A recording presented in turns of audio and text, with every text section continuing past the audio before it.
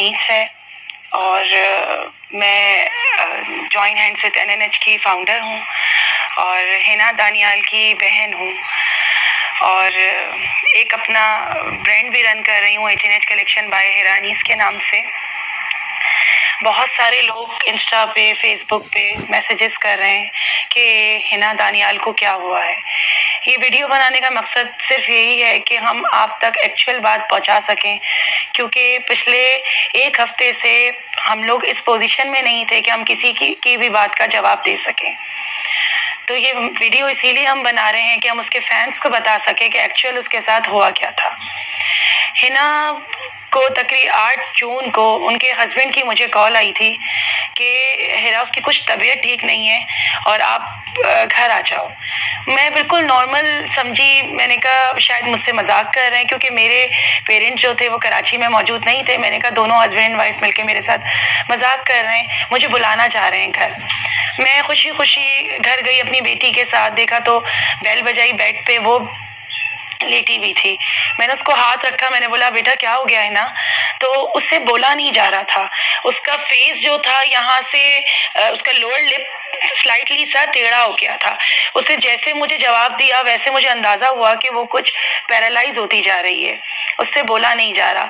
फिर उसने मुझे हाथ के इशारे से हाथ उठा के बताया कि हिरा ये वाला हाथ काम नहीं कर रहा।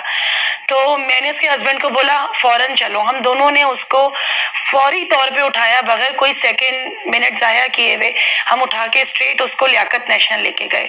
लियाकत नेशनल में इमरजेंसी में उसको लेकर गए। इमरजेंसी में आपको पता है कि वहाँ डॉक्टर्स आ जाते हैं, डिफरेंट डॉक्टर्स आ गए। उन्होंने अलग अलग डॉक्टर्स ने आके उसकी एग्जामिनेशन शुरू की। लास्टली जब उसकी बॉडी पार्ट पैरालाइज हो रहा था तो न्यूरो भी आपको पता है वहाँ सर्जन तो ईआर में मौजूद नहीं होते, जो नॉर्मल डॉक्टर होते हैं वो आई। उन्होंने चेक किया, उन्होंने चेक करके बोला आप इसका सीटी करा लें। हमने फौरी तौर पे सीटी करा लिया। सीटी कराया तो जब मैं उसके साथ सीटी स्कैन रूम में मौजूद थी, बाहर जब उसकी रिपोर्ट आई तो डॉक्टर ने बोला मुझसे कि आप और उसके हस्बैंड को बोला कि आप दोनों मेरे रूम में आ जाइए। बेसिकली रेडियोलॉजी रूम में सीटी स्कैन करते वक्त कोई सीनियर डॉक्टर मौजूद नहीं था। हाउस वर्कर्स थी उनकी, जो हाउस वर्कर्स मौजूद होती हैं, जो प्रैक्टिस कर रही होती हैं, वो मौजूद थी। उन्होंने कहा हमने अपने सीनियर डॉक्टर से थ्रू व्हाट्सएप इसकी रिपोर्ट्स कंसल्ट की हैं, हमें ये लग रहा है कि इसको कहीं क्लॉटिंग है, हमें ये लग रहा है कि इसको ऐसा हो रहा है, हमें ये लग रहा है इसको ये हो रहा है। मैंने उनसे ये बोला कि आपके सीनियर डॉक्टर कहाँ हैं? तो उन्होंने कहा सीनियर डॉक्टर तो नहीं है, मैं मौजूद हूँ, मैं थ्रू व्हाट्सएप उनको दिखा रही हूँ सारी चीज़ें। हमारा पेशेंट हमारे हाथों से निकलता जा रहा है और डॉक्टर इतनी आसानी से हमें कह रहे हैं कि हम व्हाट्सएप पे कोऑर्डिनेट कर रहे हैं। इसके बाद वो कहती हैं कि मैंने बोला इसका क्या प्रोसेस है? उन्होंने कहा एक स्टिंग इसके ब्रेन में डाली जाएगी, 30-40% चांस है कि इसकी क्लॉटिंग रिमूव हो जाए। उस पर मैंने उनसे पूछा कि इसके साइड इफ़ेक्ट्स क्या हैं, कुछ डिटेल दीजिए। तो उन्होंने उस पर बताया कि जब स्टिंग एंटर होती है ब्रेन में तो ब्रेन क्योंकि इतना नाजुक होता है, उसकी वेन्स इतनी सारी होती हैं, तो साइड की जो वेन्स हैं वो भी डैमेज होती हैं। तो मैंने उससे पूछा कि फिर इससे क्या होगा हिना को? तो उन्होंने कहा उसका कोई भी बॉडी पार्ट हमेशा के लिए पैरालाइज हो सकता है। उनसे मैंने कहा कि आप अपने किसी सीनियर डॉक्टर से मेरा कंसल्ट करा दीजिए, मैं ओपिनियन ले लूं उनसे।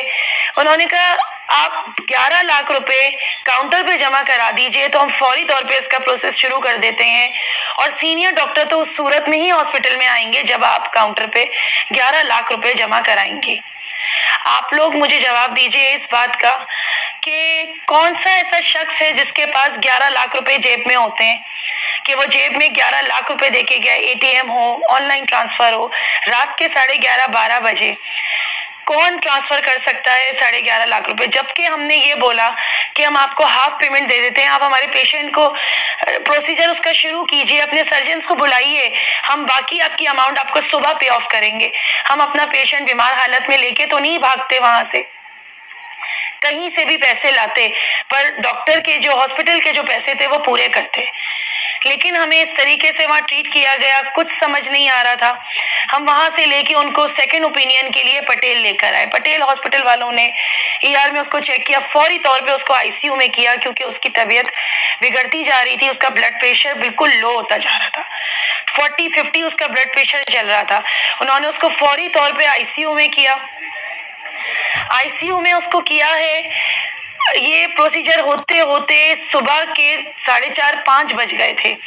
मैं 15-20 मिनट के लिए घर आई हूँ। उनके हस्बैंड की मुझे कॉल आई हॉस्पिटल से, हिना की बहुत क्रिटिकल है, उसको वेंट पे कर दिया है। वेंट पे वो गई है, 1 दिन 1.5 दिन वेंट पे रही है, क्योंकि इतनी तकलीफ थी उसको वेंट पे, इतनी तकलीफ थी वेंट पे। आपने उसको देखा है, वो कहाँ उसके अंदर जान थी। वो तो बस अपना काम करने वाली लड़की थी, अपना खुशी खुशी काम करती थी, अपनी जिंदगी में खुश रहती थी। अप्स एंड डाउन जिंदगी में जो भी आए, उसने कभी अल्लाह का साथ या खुशी नहीं छोड़ी। उसने हमेशा ये बोला, अल्लाह है ना, हर मुश्किल का रास्ता निकालेगा अल्लाह ताला। मैं अल्लाह पे भरोसा करती हूँ। वो इसी भरोसे के साथ अपना काम करती थी, इसी भरोसे के साथ वो आगे चलती थी कि आज अगर मुझे छोटी सी कोई परेशानी आई है तो कल का दिन बहुत अच्छा होगा और अल्लाह ताला इसका रास्ता निकालेगा। वेंट पे गई है। वेंट पे जाने के बाद उसके अंदर कुछ नहीं बचा था। डॉक्टर ने हमें बोला 70%, 60 to 70% इसका ब्रेन जा चुका है। बस उसका ब्रेन 70% जा चुका था। वो बिल्कुल, उसका बॉडी पैरालाइज हो चुकी थी, चंद सांसें उसके अंदर चल रही थी। ये सारी चीज़ों से निकलते निकलते उसकी ग्रेजुअली हमने एक एक सांस उसकी निकलते हुए देखी है, एक एक सांस उसकी जाते हुए देखी है। 11 तारीख को सुबह 6:30 बजे वो हार चुकी थी अपनी जिंदगी। जोहर में उसका नमाज जनाजा हुआ है। हमने सखी हसन पे उसका नमाज जनाजा, हमने उसको दफनाया है। उसकी मगफिरत के लिए दुआ कीजिएगा। उसने जिंदगी में अपनी आखिरी वक्तों में बहुत तकलीफ उठाई है।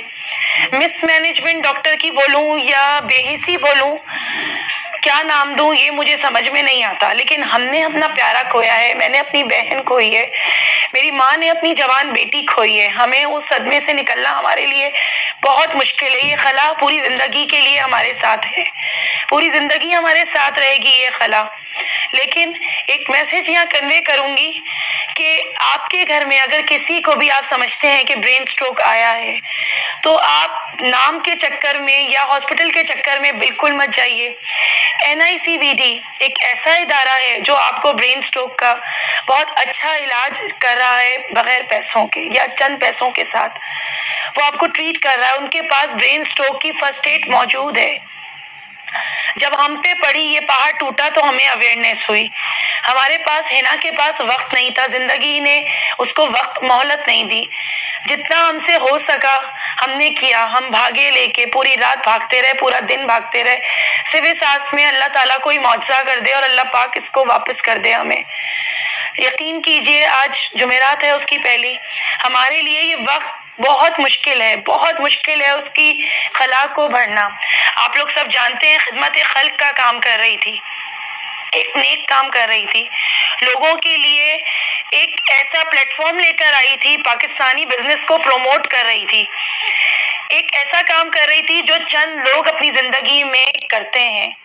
लाजमी सी बात है, अपना टाइम देती थी तो पेड कंटेंट पे काम करने लगी थी। लेकिन ऐसी भी थी वो कि जो लोग उससे ये कहते थे कि हम अफोर्ड नहीं कर सकते, तो वो उनके लिए कहती थी मैं आऊंगी आपके लिए, मैं करूंगी आपका काम, और उनका काम भी वो करती थी।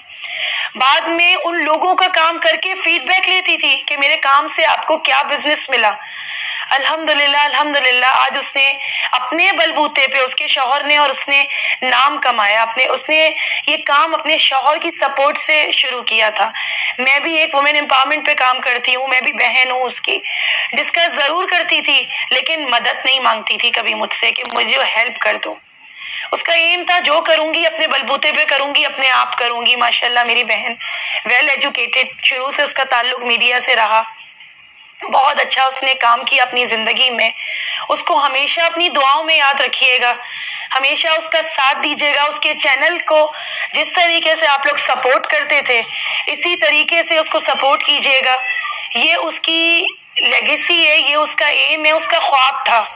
उसके चैनल, उसका जो चैनल है, ये उसका ख्वाब था तो इसके ख्वाब को आप हमेशा जिंदा रखिएगा। आप लोग सबसे उम्मीद करती हूँ कि आप लोग हमेशा जैसे उसका पहले साथ दिया है आज भी साथ देंगे उसके चैनल का। हम ये चैनल उसका बंद नहीं करेंगे। बहुत सारे लोग हमें बोलते हैं कि उसके डिलीट कर दीजिए वीडियोस। बहुत सारे लोग कहते हैं कि ये अच्छी बात नहीं है, ये नहीं है। हर इंसान अपनी राय रखता है, उनको हक है सोचने का। लेकिन ये मेरी बहन का ख्वाब था, ये मेरी बहन का एक समझ लें उसका पैशन बन गया था कि मुझे आगे बढ़ना है। और उसने बहुत नाम कमाया उसने। तो उसके इस हौसले की कदर कीजिए, उसका साथ दीजिए। इस तरीके की बातें करके हमारी मजीद दिल आजारियां नहीं कीजिए। र्यूमर्स फैले उसके लिए कि उसका एक्सीडेंट हो गया। उसका कोई एक्सीडेंट नहीं हुआ, उसका कोई ऐसी चीज नहीं हुई उसके साथ। उसकी फैमिली उसकी सपोर्टिव थी, उसकी